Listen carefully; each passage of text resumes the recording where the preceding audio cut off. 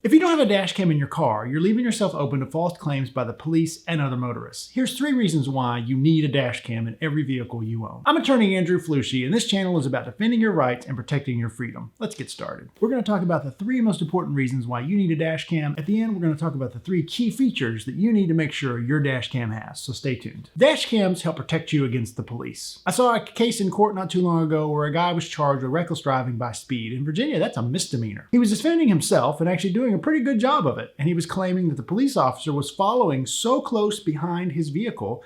It was at night, and all he could see were headlights in his rearview mirror.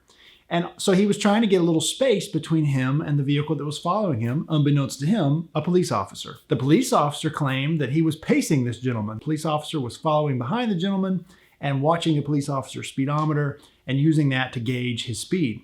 Of course, the citizen was claiming that because the officer was behind him so close, he was just trying to speed up a little bit to create some space. The judge actually believed the citizen. In that case, if the defendant had had a dash cam, he would have video evidence to prove that the officer was really close behind him. I've actually had clients and potential clients make this same argument and explain the same situation to me, that the officer was so close behind them, they didn't know it was an officer, they were speeding up to create some space, and it frankly does not normally work in court. But if you have a dash cam, you can protect yourself against claims like that. The other thing a dash cam can do is to protect yourself against the claim that you were speeding when you really weren't. If you have a dash cam that has a GPS module enabled, you would be able to have video and data recording to show where you were and what speed you were going when the officer allegedly clocked you. Now, a judge might still rule that the radar is better and it's proven to be calibrated and accurate, but if you bring your dash cam data to your attorney, we could likely use that in your defense. What doesn't typically work is some of these commercial vehicle tracking systems where it just shows the speed like every minute or 2 along the way. I actually had a case of like that. We tried to argue based on GPS logs in a commercial truck that the defendant was not going as fast as he was alleged to be going in between the 2 readings, and unfortunately the judge didn't give that much weight because it is not a consistent always on GPS log.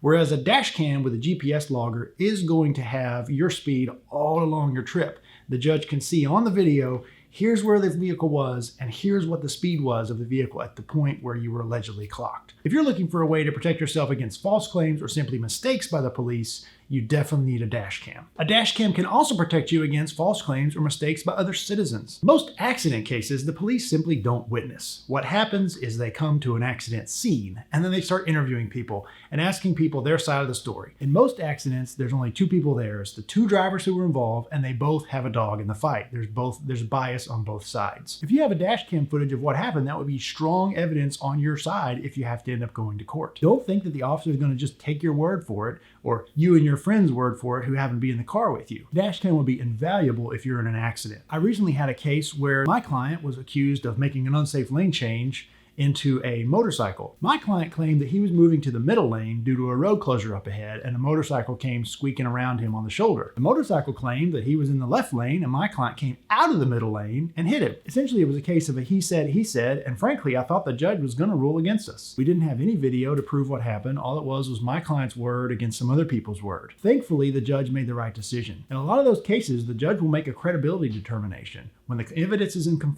conflict, the judge will decide he believes one side more than the other, even if it's a he said. He'll determine that one person's credible, one person is not. A lot of judges will rule against you if there's not video on your side.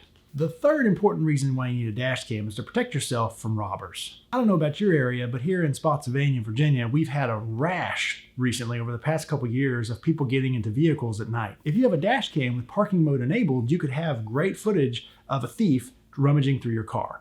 The same thing could be used if someone dents your car in a parking lot or has a hit and run or something on your car in a parking lot. Parking mode is intended to protect your vehicle and its contents when you're not in it. It's a very useful feature of a dash cam, and it's one important reason you should think about having one in every vehicle. Even when you're not in your vehicle is one of your most valuable assets, and you should definitely do everything you can to protect it, especially when it's simply purchasing an inexpensive dash cam. Now that you know why you need a dash cam, let's talk about what features to look for when you're purchasing a new dash cam for your vehicle. The first thing is you want to make sure it has front and rear cameras. It's actually very inexpensive these days to get a dash cam that has 2 cameras. Now, some of them, if you're an Uber driver or something like that, some of them have a windshield camera and then a camera that goes right into the cabin so you can monitor passengers. That might be valuable if you're doing like ride sharing things, so you could have a camera if something happened with one of your passengers. But for most of us, you simply want the front windshield and the rear windshield covered. So it's 2 separate cameras connected by a cord that you run through your headliner. So look for a dual dash camera and look for that separate camera for most people. If you're a ride sharing or cab driver, something like that, they actually do make triple cameras. So you can have the front, you can have the cabin, and then you can also have the rear windshield. That's what I would recommend. You want that rear windshield because if there's an officer tailgating you, trying to pace you, you want that video footage of it. The second feature to absolutely look for is a GPS feature. Not every dash cam is going to track your speed. You want to make sure to have your speed tracked continuously so you can use that if you need to in speeding or reckless driving defense. Simply look for a dash cam that has GPS enabled. Make sure it will be able to track and record your speed along with the video footage. The final thing that you want to look into is parking mode. This is a little bit more complex to set up than just your regular dash cam footage, but all it means is you need to hardwire your dash cam into your car's electric system. Most dash cams have parking mode, some of them have different features, and so you should check into finding a dash cam that has the parking mode that you're looking for. If you want to hardwire your camera to set it up for parking mode, it may be something where you want to take it to your local mechanic. Probably for about $100, I would bet any mechanic could set up a dash cam in just a few minutes and have it all set up and ready to go with parking mode enabled where it won't drain your battery. Now that you know why you need a dash cam and what to look for, let's talk about how to install it. I'll see you in the next video.